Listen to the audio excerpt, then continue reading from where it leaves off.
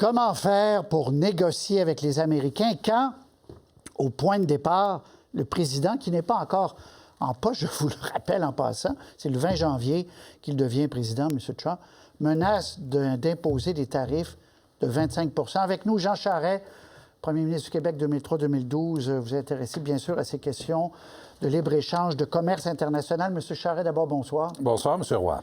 Alors, je vous ai mal cité. Première fois que ça doit arriver. Jamais les médias m'ont mal cité. Avant la pause, j'ai dit que vous aviez dit que c'était comme des poules pas de tête, la réaction des premiers ministres. C'est pas vous qui avez dit ça, mais vous avez dit quand même que les réactions étaient très émotives, il fallait rester calme. Oui, tout à fait, parce qu'on connaît la méthode Trump. La méthode Trump, c'est de vous donner un coup de bâton sur la tête et établir un rapport de force. Dans le fond, c'est ça, sa méthode. Et après ça, négocier, aller chercher des concessions rapidement que vous leur donnez parce que vous êtes ébranlés. Et je trouve ça malheureux. Je pense que les premiers ministres sont allés trop vite. Vaut mieux rester calme, se parler, se concerter et travailler avec le gouvernement fédéral. Et travailler avec le fédéral, ça ne veut pas dire être au silence. Il ne faut pas perdre de vue, M. Roy, nous vivons dans une fédération qui est très décentralisée. Alors qu'on soit à la table ou non, nos compétences sont interpellées dans la négociation. Le fédéral ne peut pas s'engager dans les domaines de compétences provinciales. Alors, c'est pas une caprice quand on dit, moi je suis un de ceux qui pense que M. Legault doit rapidement nommer un négociateur. Et le fédéral doit rapidement les mettre à contribution. Bien, je vais revenir sur l'ensemble, mais d'abord sur cette question-là plus précise. M. Legault a dit au début, nous, on voudrait que notre négociateur, qui n'est pas encore nommé en effet, soit à la table. Est-ce que c'est possible que les 10 provinces ou des zones de province ou qu'on soit directement à la table ou ça sera le modèle comme quand on a négocié avec l'Europe, avec côté? Non. Alors, avec l'Europe, nous étions à la table et nous étions impliqués directement. Et l'Europe le voulait aussi. Parce que l'Europe avait fait un plan où ils voulaient, eux, que les provinces s'engagent dans leur domaine de compétences pour l'accès au marché public. Alors, nous, on a nommé l'ancien premier ministre Pierre-Marc Johnson, qui a fait un travail formidable. Harper me l'a dit par la suite. Et quand le gouvernement fédéral, ça va vous amuser, M. Roy, a dit à l'Europe, écoutez, c'est compliqué, mettre les provinces, l'Europe a très gentiment rappelé au fédéral qu'eux, bien, ils avaient 27 pays. Ils ont des chaises disponibles. Donc, cette fois-ci, est-ce que le Québec peut être à la table directement, vous croyez? Je le souhaite. Je ne suis pas optimiste. La dernière fois... Pourquoi vous n'êtes pas optimiste? Parce que le gouvernement fédéral, là-dessus, a toujours des réticences. Dans le cas du CETA, j'ai réussi à le faire. J'en suis très heureux et tout le monde en est sorti gagnant. La dernière fois, c'est Raymond Bachand, qui était le négociateur du Québec, et il était quand même très près de la négociation. C'est pas comme s'il avait été exclu. Alors, à toute fin pratique, ça donne le même résultat. Mais honnêtement, pour le plus long terme, on aurait intérêt à avoir un protocole entre les provinces et le fédéral qui nous implique, quand je dis nous, les provinces, directement dans la négo. C'est dans l'intérêt de tout le monde. Parce qu'on va rappeler des tableaux. Il y a beaucoup... Vous dites, la première réaction était peut-être trop émotive. En même temps, ce qui est en jeu, c'est énorme. Là. Ouais. Pour le Québec, pour l'Ontario, pour l'Ouest. On le voit sur le tableau, aluminium, l'aérospatial, les métaux, le papier et beaucoup d'autres choses. L'Ontario automobile, or, l'Ouest, pétrole, bois d'œuvre. Ce qui est en jeu est tellement gros qu'au départ, effectivement, et M. Legault, M. Ford, on dit, bien, il a raison, donnons-lui ce qu'il veut, quoi. Ça a été le premier réflexe.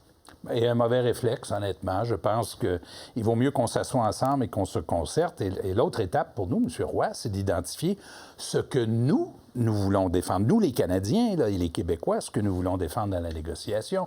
Nous avons des choses que les Américains veulent, dont ils ont besoin. L'énergie au premier plan, incluant l'énergie et l'uranium. Par exemple, ils s'alimentent encore en uranium enrichi qui vient de la Russie. Ils sont en guerre. Il y a également l'aluminium est un très bon exemple. Le marché américain ne peut pas du tout fonctionner sans l'apport et la contribution de l'aluminium qui vient en particulier du Québec. Le Québec est le 4e plus important producteur d'aluminium primaire au monde. Et pour le secteur de l'automobile, l'aluminium, c'est absolument vital. Alors ça, c'est un secteur. Il y a l'aérospatial, l'aéronautique également. Il y a même les semi-conducteurs. Vous savez qu'à IBM a une usine à Bromont. 2CMI est un centre de recherche qui est piloté par l'Université de Sherbrooke et que mon gouvernement, par une bonne décision, avait inauguré. Je pense qu'on avait fait l'annonce en 2008, annoncé ou inauguré en 2012. Et même dans le secteur des semi-conducteurs, le Canada et le Québec jouent un rôle très important dans la production. Alors, c'est à nous de jouer nos cartes.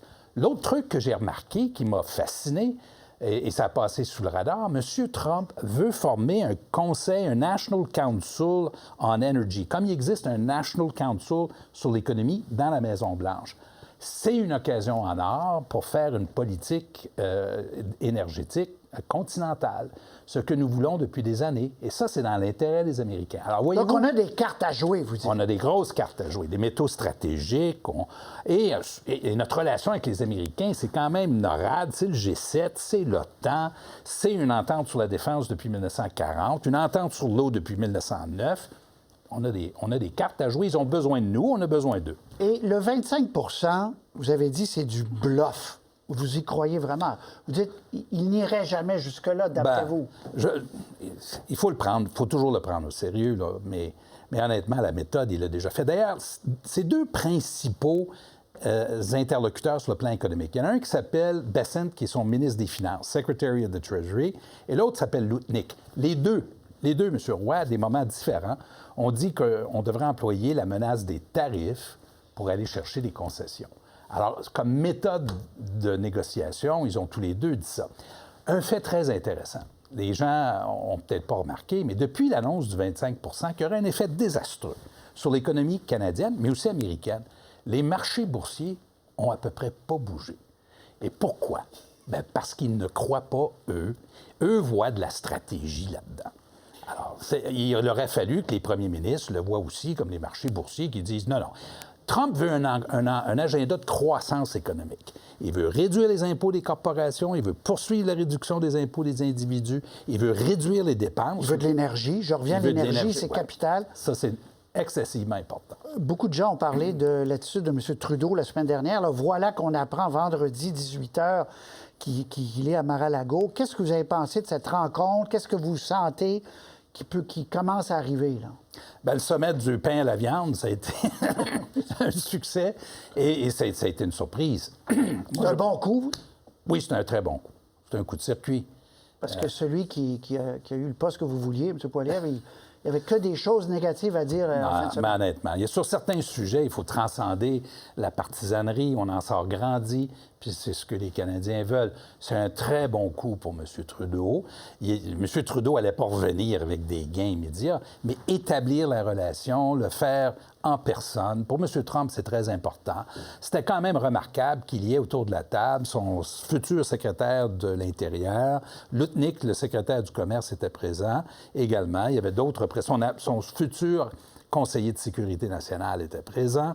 Alors, c'était pas... C'était sérieux. Je veux dire, c'était détendu, mais sérieux. Sérieux et un très bon signal.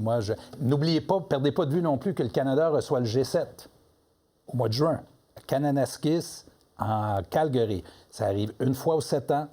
M. Trudeau va vouloir que ça marche. Ça va être le premier G7 de Donald Trump. Et la dernière fois, ça n'a pas été un grand succès. Non, M. Trump et Trudeau, disons. Donc ça on verra si fini. M. Trudeau est encore là, si les élections ont lieu avant ou pas. M. Charest, on va se reparler de tout ça. Merci beaucoup d'être venu nous voir. Merci, M. Roy. Merci.